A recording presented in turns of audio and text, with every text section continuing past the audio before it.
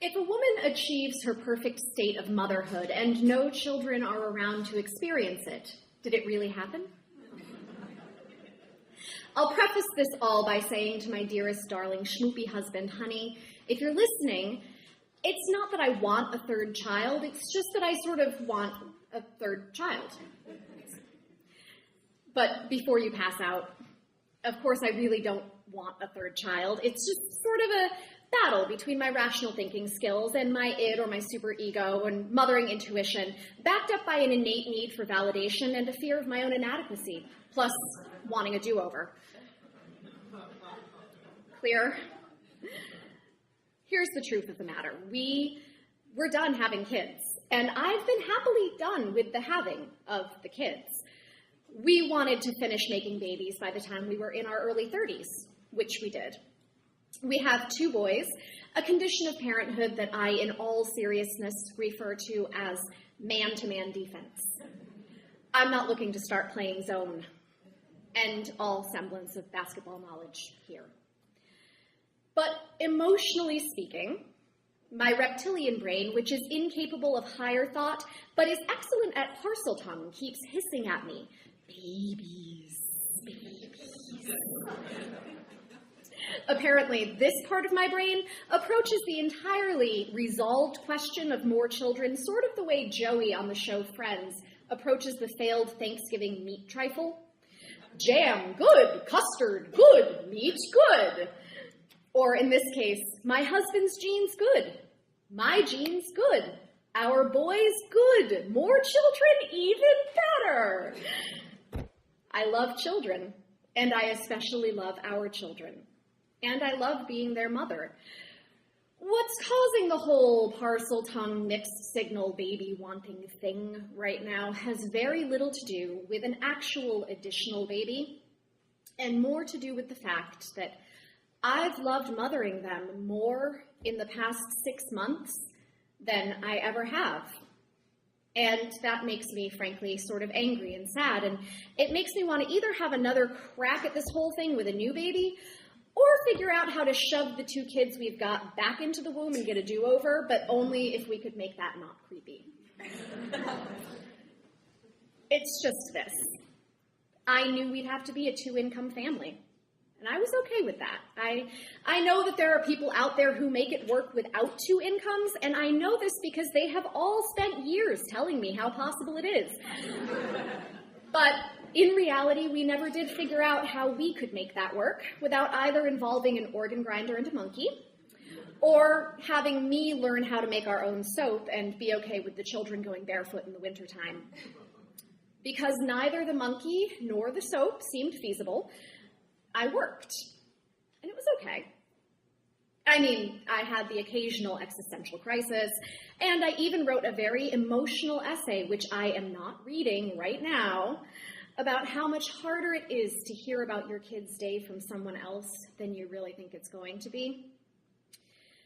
But the reason I'm not reading that essay right now is that it's not my story anymore.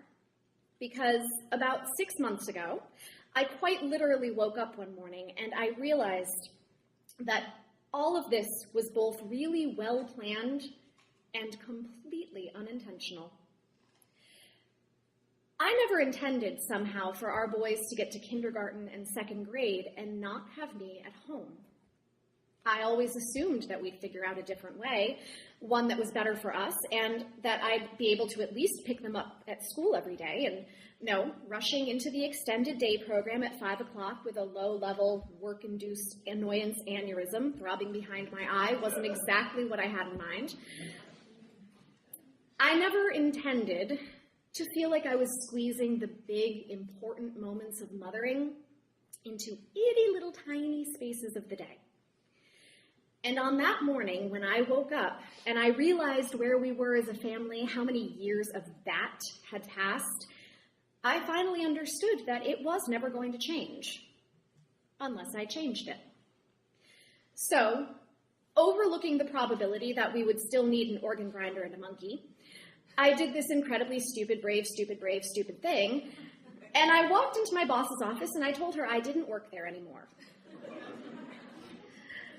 3 weeks later, I was sitting at the dining room table with a phone and a laptop, starting my new life, and keeping an eye on the clock for summer camp pickup.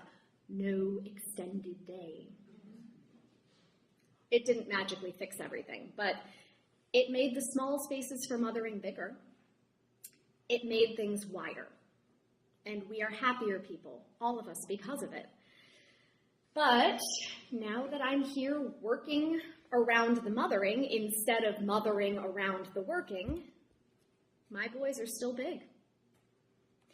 I will never know what it's like to feel okay about myself as both a human being and their mother when I get up to feed them in the middle of the night. I won't know what it's like to be totally self-assured while I'm pushing them on the swings, or how it feels to walk them to the park in their stroller without swallowing resentment at how little time we have to enjoy these stolen moments. I will never experience mothering preschoolers in bigger spaces, bigger moments, because I can't go back. That's what the sudden, ridiculous third baby madness is all about. It's not a wish for more children, it's a wish for more time. Or maybe it's really a wish for somebody to be able to tell me for sure that what I did in all those little spaces for all those years was good enough.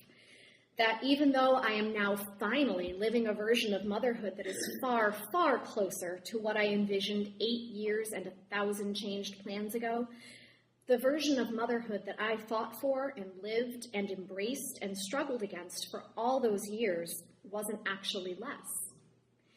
It wasn't what I wanted, but it wasn't less. I have good kids, really good kids. Maybe that's the proof. His gene's good, my gene's good. Our kids, exactly who they're supposed to be, even if we got them to this place in a way that we never intended.